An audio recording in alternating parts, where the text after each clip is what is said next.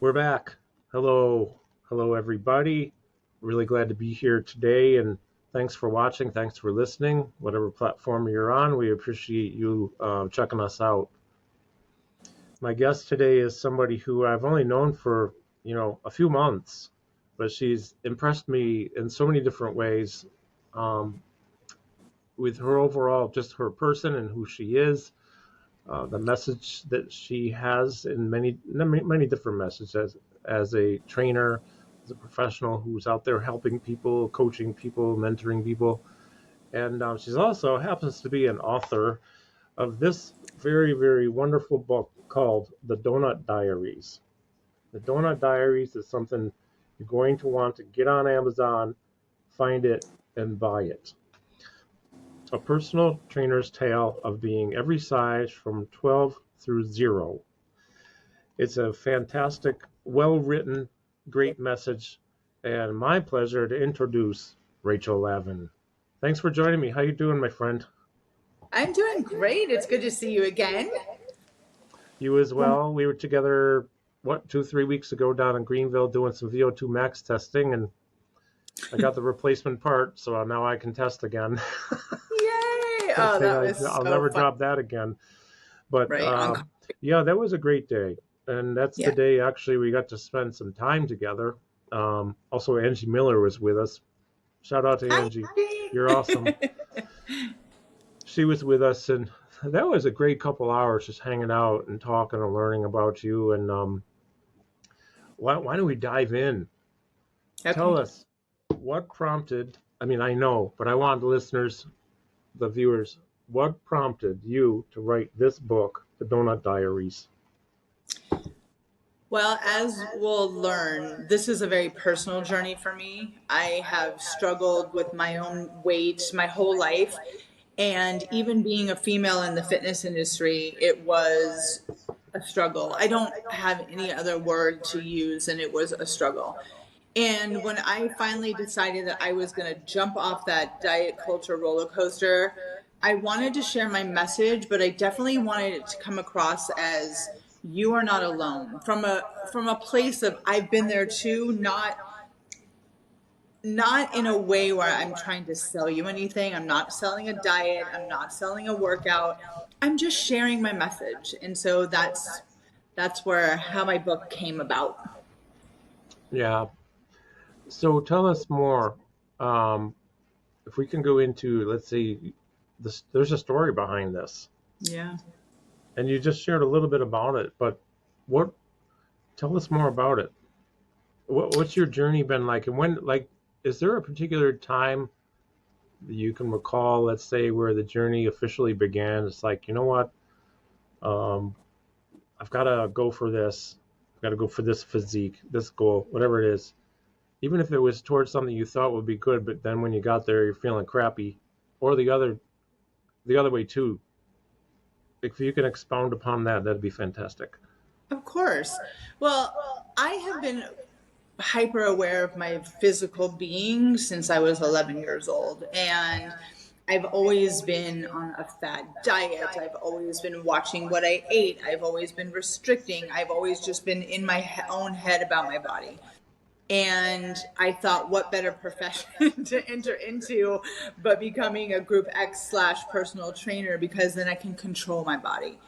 Sure. And as I developed as a trainer and dealing with other women like that, it was it was something that I knew that I was meant to do, and I was meant to help people, but I was still struggling with it myself. And when I turned 40 years old, I had finally achieved that, in our society's view, the perfect body, right? I was a size 0. I was down to 125 pounds. And I was so miserable and so uncomfortable in that body because it did not feel like me. And the things I have to do to stay that small, it's exhausting. And Hmm. so when I turned 40, I began the journey. I started hearing about health at every size and intuitive eating, and really started to question everything that I believed my whole life. Hmm. And as it's been unfolding, I'm 51 now. I just sometimes I look back and I just go, wow, the things I've done to my poor little body Hmm. is awful. And I still feel like 10 years later that I'm off the diet roller coaster, that my body is still kind of healing. Hmm. And I love to tell people, especially when we're talking like this, that it's not an overnight thing. It's not a light switch. I wish it was, but it takes time. It takes time to figure out what you've done and what you need to do moving forward. So tell me, I'm curious to know, for example, when you talk about what you did to your body, can you go into a little more detail on that? Like Yeah, of course. exercise Oh, wise or diet restriction or anything? okay. Well, I've done it all. So I've over exercised, I've under exercised, I've overate, I underate, I binge ate, I restricted. But for the most part of my life, I was a restrictive eater. I can't eat that. I can't eat that. And then I would binge on that thing because I was not giving my body the nutrients it needs, right? I mean, you cannot live on broiled chicken and steamed broccoli your whole life. Hmm. That's not enough. And I was always sick. I was a smoker on top of that. Like, I just was not healthy. I was not feeling good. I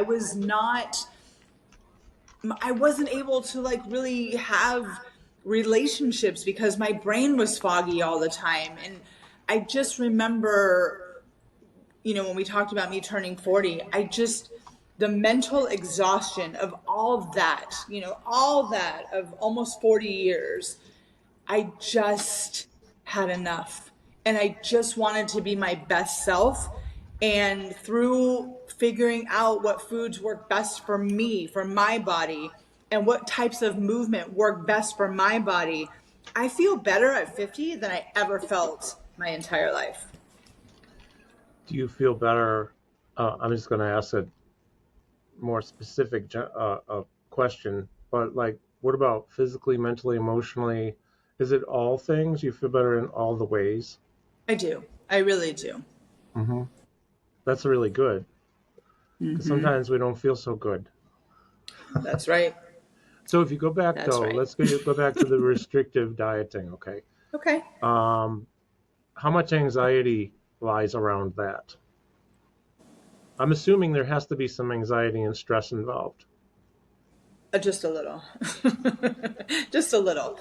I mean, imagine if you are thinking about one thing every single day, every single minute of your life, and nothing else has room to penetrate your mind because I can't eat that. Oh, I'm not really hungry, or I can't eat this right now, or I mean, it's just Carl, if I can tell you that my mind was always racing and I never understood what having peace was before now, that's the most simplest way I can describe it. I had no idea what it felt like to be peaceful. Interesting, yeah. Um, I mean, this episode is about you, but I want to tell you in one way I can relate a little bit because about 15 years ago, I was really heavy, unhealthily heavy, you know, a lot of health problems, which I've since reversed, but I did go overboard um, with the exercising. I actually went overboard with my diet too and decided to go vegetarian, not vegan. I'm not giving up cheese. I just don't care what anybody says. And I did a vegetarian 4.5 years, and I actually had anxiety around that because the chicken smelled good, it looked good. I really wanted it, but I'm like, oh no, I can't do it. I just had to try it. I found it to be a lot of anxiety in that department too. I tried other things too. I remember thinking at the end of the day, how do I feel now, and was it worth all the stuff I had? Was it worth the anxiety? A lot of times it wasn't for me. I Hmm. mean, I did get my weight really way down, but I was so low that it didn't feel good. Hmm. I mean, for me, I'm 6'2", 195 pounds. Is for me, it's not right. I'm not built Mm-hmm. like that. Right. So, I'm more than that now, but I feel better now. My other numbers are in check too, so I'm really happy about that. So I think I'm on a good journey here. Um, let's segue just a little bit. All right, so you're going through this. It sounds like then you're in the better part of like a few decades, going from one size down to another, watching what you eat. Were you shifting a lot, bobbing and weaving to different types of dietary? What are some of the things you did that caused the most anxiety? I And I know, think realize this is going to be a personal thing. It's not like, if you went vegan, everyone's going to have as much stress as you if they go vegan and don't want to. Just as an example, though, what caused you a lot of stress? I just think because, just taking you back a little bit, I was a latchkey kid. And what that means for people who don't know, both my parents worked. I'd come home from school and I would be alone until they got home. So most of my meals came in microwavable form, a bag, a package, whatever. I did not know how to cook. I didn't understand how to create a healthy, full meal. And so when I became an adult and I had to take care of myself, I still ate that way and cooked, well, reheated, I should say, that way. So when I turned 40, I decided that it was time to learn how to cook. It was time to learn how to understand how foods affected my body. And I just remember looking back on that time that I really didn't understand the correlation of healthy proteins, veggies, and the combination of certain foods, and how I would still feel empty after eating something packaged. And I would get angry at my hunger because I wasn't feeding myself enough. And it just was like, I know I've said this 1,000 times already, but it was just a constant battle between my body and my brain. And I just am so grateful to not have that anymore. So let's go forward to like right now. You're feeling really good in all the ways, right? Physically, Yes. emotionally, mentally. How do you eat now, if you don't mind sharing? I don't, not at all. I eat, well, my boyfriend hates to go out, okay? He does not like to eat at restaurants, so I cook literally 99% of the time, which I love anyways because it does make me happy and it does make me feel like I'm nourishing myself properly. But I have two eggs, some kind of bread, and I share an apple every morning with him. My client laughs at that. She's like, "You share an apple?" Yes, it's our thing. Leave us alone. And for lunch, I usually have anything from a salad with a protein, or if I'm not really feeling like that, I have whatever I want. I like to go out to lunch with my girlfriends. And then dinner is usually something of some kind of meat, chicken, fish, steak, and a salad or a veggie. That is how I eat normally. It makes me feel good. It makes me feel like I'm functioning in my brain. It makes my body feel good. Everything feels like it's moving along. But then there are those times where I'm like, I need a chocolate chip cookie and I need it now. And I don't even fight with that anymore. I don't argue with it anymore. I have it and then I'm done until the next time I want one. Hmm. I just don't I don't fight with myself anymore. And you still hear those things, oh, you have to ignore those cravings or fight those cravings. You have to have willpower. And if you are trying to get in tune with your body and learn what your body is telling you, those cravings are usually something that your body needs. It needs it. That's why it's craving it. So stop fighting with it. Yeah, well, Elizabeth and I were talking earlier about how sometimes fighting the urge for the donut or whatever, it'd be better to give in and have a donut than to eat too many calories of something else that's healthier, maybe. And then you have excess calories. So I don't know. I like potato chips, and I don't fight too much about eating them. I just eat them. I hear what you're saying, but I also think it's important to understand that your bodies go through phases. And Hmm. sometimes you're less hungry, sometimes you're more hungry. And instead of going, oh my God, what's going on with my body? Just answer your body with giving it what it needs, and then your body will come back to homeostasis. Like, I love to tell people that who are always so over critical of their hunger, because I was there. I know what that's Hmm. like, that we have forgotten how to trust our body. We have forgotten how to listen to the signals that it gives us when it needs something, right? And so if we could just come back to that, I think our relationship with food will heal so much better and so much more, and you'll feel more fulfilled. So I'd like to get your opinion on something because I find myself doing this probably more than I want to admit. Is what about emotional eaters?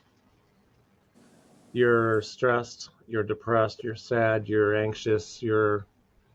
For me, I had an experience recently. I'm trying to remember even who it was or what. Oh, I remember very well who it was, and so does Elizabeth. Anyway, so we had to eject somebody from here, my clinic. It's only the second time I've ever told anyone they're not welcome, pretty much. And so what happened was, as my backdrop falls down, that's okay. It's part of the show, right? So you were right. It fell down. I didn't think it would. Is that night, I knew that I needed to address this lady, and I found myself in the bag of chips, man, a half a bag in, and I'm like, oh man, why did I do that? But I did it. Uh, Mm-hmm.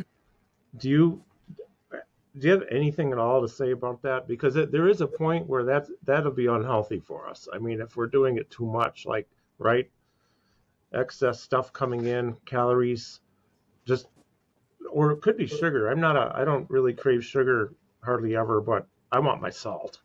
I always Mm-hmm. have low sodium, so I'm lucky. I get to eat a lot of salt. But if you're eating too many, too much sugar, and then you're worried about your sugar numbers or diabetes or something, like just tell me if you don't mind speaking to that a little bit about the emotional eating and should we have a cutoff point? That is a great question. And this is my opinion. I just want to state that I am not a nutritionist, nor am I a doctor. But binge eating, emotional eating, restrictive eating, in my opinion, they are all hand in hand, right? You are having an issue Hmm. that you are trying to either refrain from dealing with, or the anxiety of what's to come, and we're looking for comfort.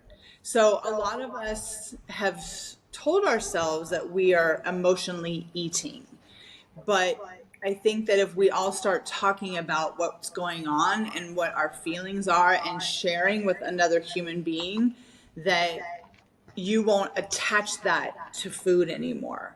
That's just my personal experience. But I also believe that if you need something to soothe you and it's a half a bag of chips, is that really the end of the world? I don't think so. Probably not. It depends upon how much you do it, I guess, right? I hear you. I hear what you're saying, but I think so many of us have forgotten how to share our feelings and share our emotions and deal with our feelings, that we look for something that we can do to ourselves in private, if that makes sense. Totally. So I think I understand. I think what you said a minute ago now better is if you can detach the what's going on thing from being correlated with food, that'd be the ultimate cure for that problem if the emotional eating factor, right? Mm-hmm. So that involves some mindfulness and I get there. There are times I want to. Well, me and drinking, that's an issue. There's no way I can have a drink and deal with anything because then I'll be doing that for a long time again. So it's actually caused me to look at how I deal with some other things like potato chips. they're pretty much just the thing. It's what I go to. And kind of, let's say, hold back, knowing that, oh, wait a minute, I don't have to eat these because the problem still won't go away until I deal with it. So I have to detach.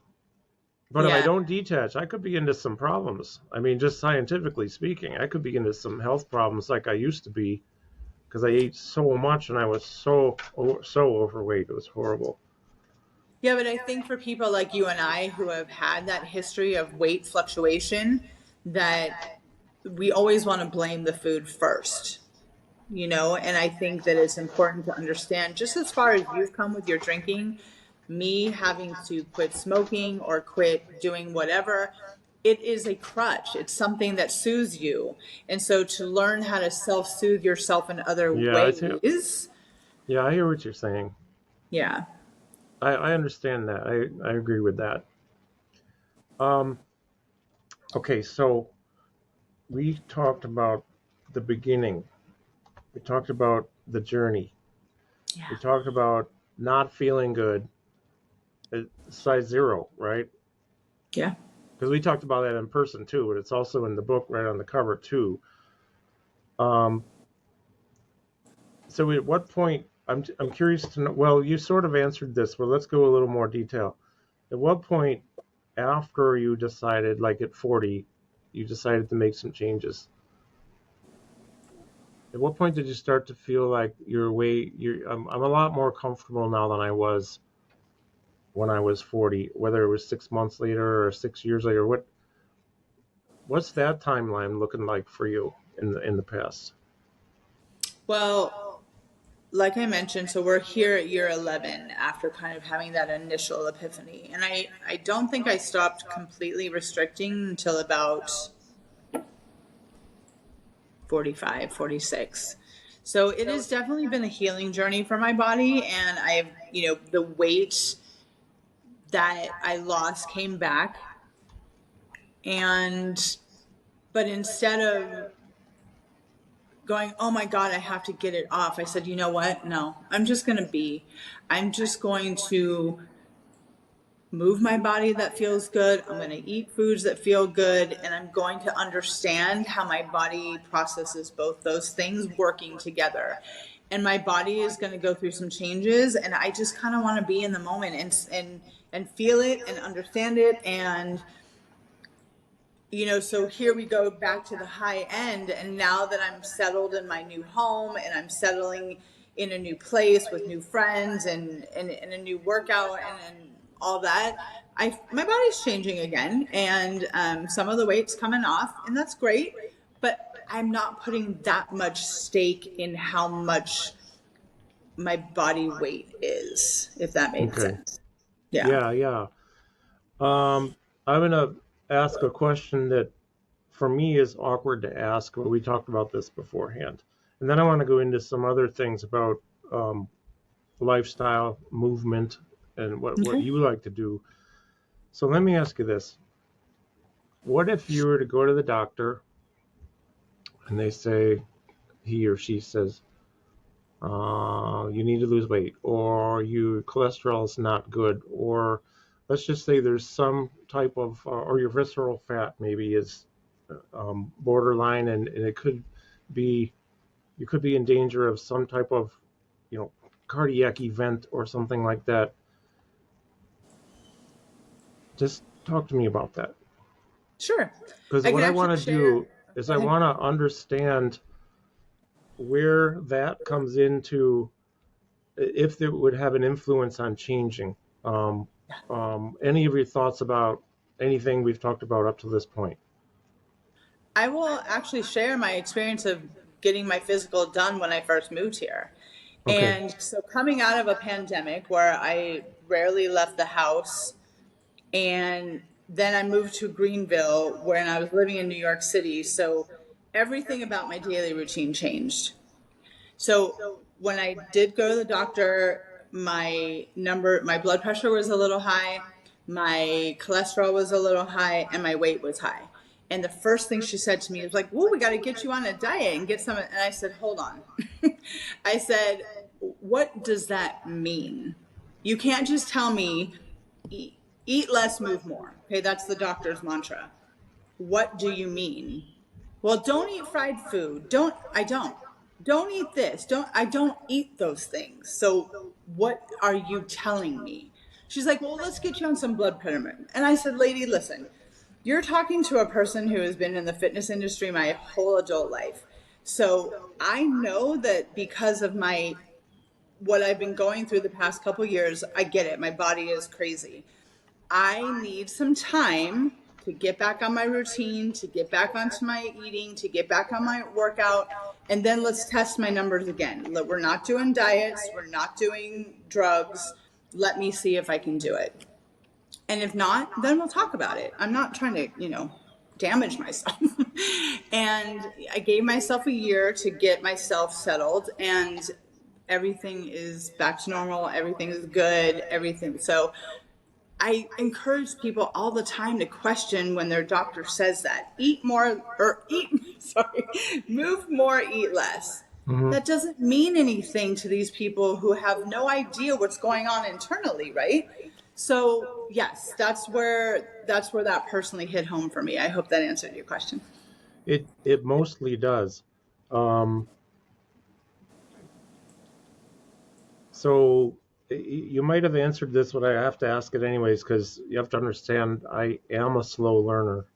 I don't always That's get why everything. we get along, Carl. Come on. I don't get everything the first time. Tutors all the way through senior year. I would never have graduated. That's a fact. So anyways, but what in that year, so you were going through a lot because you moved to different cities. So now you're in a city, it's brand new.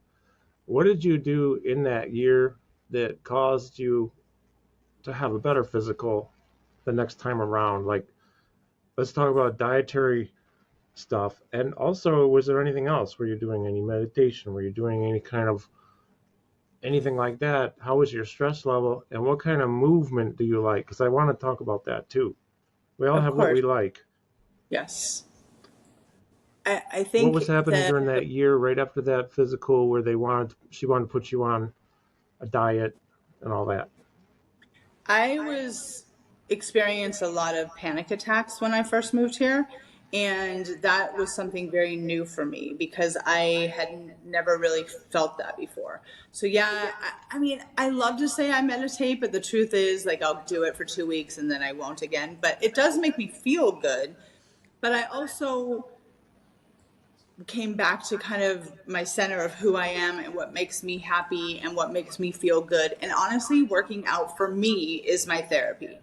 And not even having to think about my cardiovascular part of my exercise when I lived in New York, I had to shift my thinking and I had to incorporate that now. And I still do, because when you live in a place where you don't walk everywhere and you drive everywhere, well, now you've got to do something for your heart and your lungs and all that circulation. So now that I've been doing that consistently, I feel so much better. I don't feel as stiff. I don't feel as anxious. I don't feel as just kind of all over moody. So as far as movement, what I do is I love strength training, minimum 4 days a week. I play around with my exercise because, again, I want to have a life outside the gym and I want to be able to do things with my friends, but I also know I need to be consistent. So I don't work out any less than 4 days a week. And I strength train 4 days a week and I throw cardio in at least 4 to 5 of those days. And your boyfriend likes to work out too, because I met him. He was there for hours. And he likes that. That's his therapy just saying, too. I'm kind of joking, but I love that. Didn't we go to lunch and he was still there when we got back? Oh, yeah. And I guess what it is I want to illustrate that you got to do it exercise-wise. You have to do what you will do. And hopefully you like to do it. Well, my story's a little different. Well, and that's why there's so many... Oh, sorry. No, go ahead. That's why I love to tell people you have to find something you like to do or else you won't do it.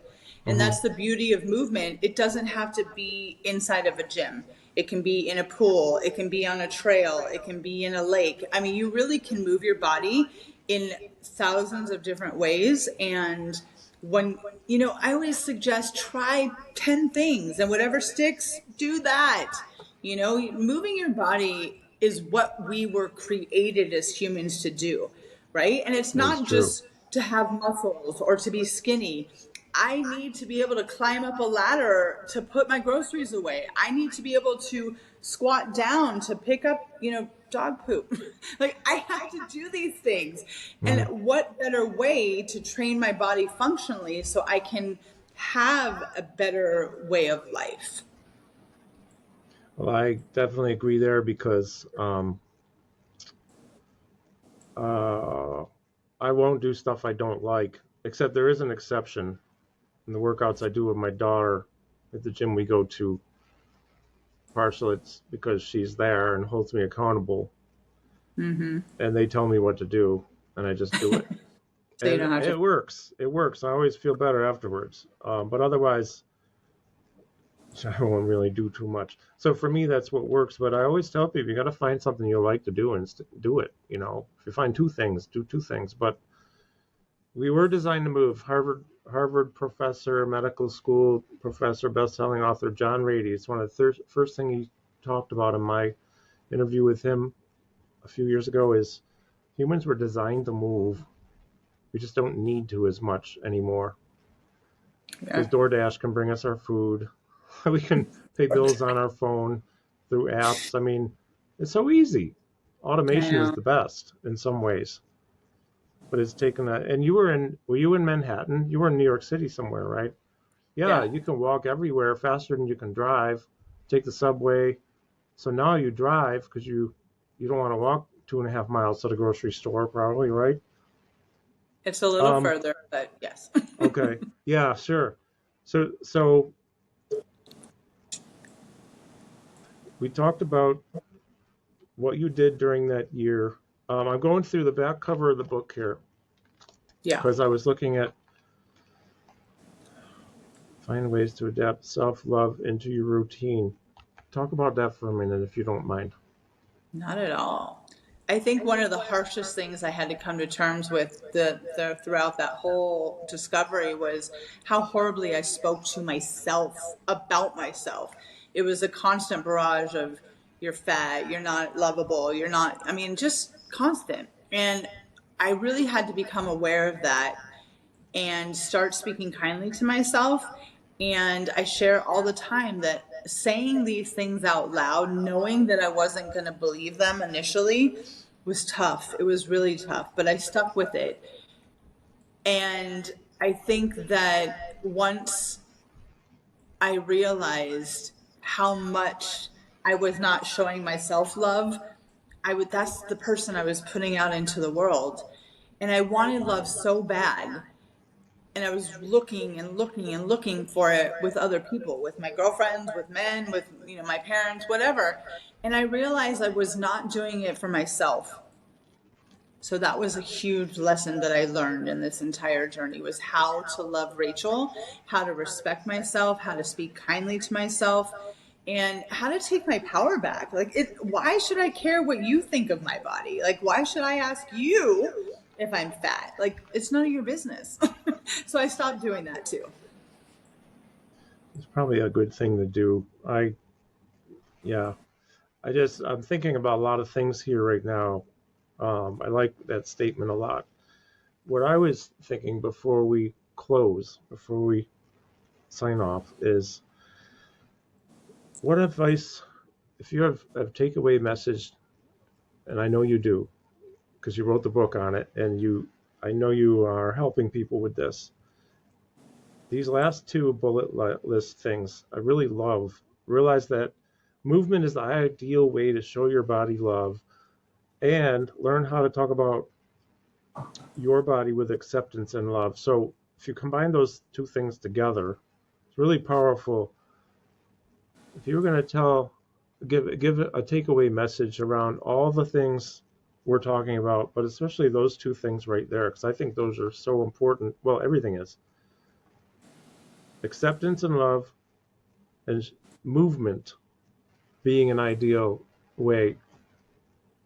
Tell other people, like right here, right now, tell us, what should we be thinking about? What's your advice on that? That being able to accept that your body is a gift and the things that it can do, you should never take that for granted. And there's no better way to show yourself that you love yourself than to take care of yourself.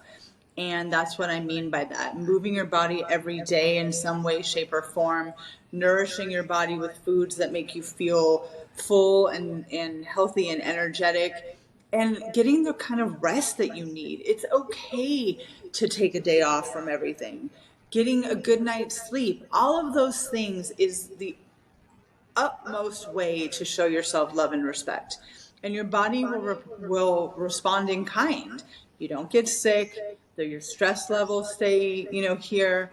I'm not saying life doesn't happen. I get it. It does. But if you can do those things on a daily basis, your quality of life is just going to be amazing.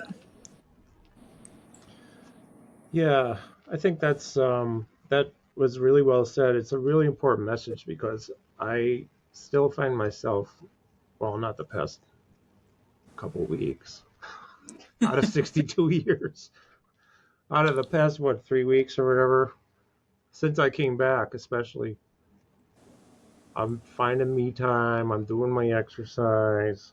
Never want to do it. Then I do it, and I feel good that I'm sort of feel good while I'm doing it. Feel really good when I'm done. But taking the time, though, the me time, because I don't. Habitually, I don't do that historically. Right. And then I get worn out. Then I get sick. Then I can't work for 4 days. And then people don't get their sessions. I mean, it actually affects a lot of people when we don't take care of ourselves. Potentially, Mm-hmm. especially if we're helping other people, right? Right. So, well, I I say again, get on Amazon. You sell this on Amazon exclusively, right? At this point, Right. okay. The Doughnut Diaries. Go to Amazon, get it, buy it, buy copies for friends, give them away as gifts, holidays, birthdays, everything. Because books like this are hard to come by with an honest message that really, I think, speaks to so many people. And I appreciate what you've written. I appreciate your message, and I understand even better now after talking with you some things I'm actually thinking about in my own mind too. And how can I help other people? It's going to take some processing because I'm so darn slow. But thank you for thanks for taking the time. I appreciate it a You're whole very welcome. lot. Thanks for having me. I appreciate it. If people want to reach you, is there a best way to contact you? Absolutely. Find me anywhere, social media, my website, all under Rachel Lavin Wellness. I'm Mhm. holding a copy of my book and all the pictures, so you'll recognize me instantly. But yes, please reach out. I love talking about this, and I want to help everyone in the world. So please reach out. And I know at some point I'm going to promote this, even though it hasn't happened yet. You're going to be on the National Academy of Sports Medicine podcast with Angie at some point. So look for her there too, because Angie's a better interview than I am. She has You better did great. questions, but also she's really. You guys talked a lot. She's amazing. She goes deep with a lot of things that I don't have that background. So if you're listening, watching, look for Rachel Lavin, Lavin, on the NASM podcast, because if it's not there yet, it will be in a while, and it's going to be great. So thank Thank you. you. Thank Yeah, all you. right. Well, again, thanks everyone. Thank you, Rachel, for joining me, first of all. Thanks everybody for watching and listening. And I hope you have a great day. Take care. Bye.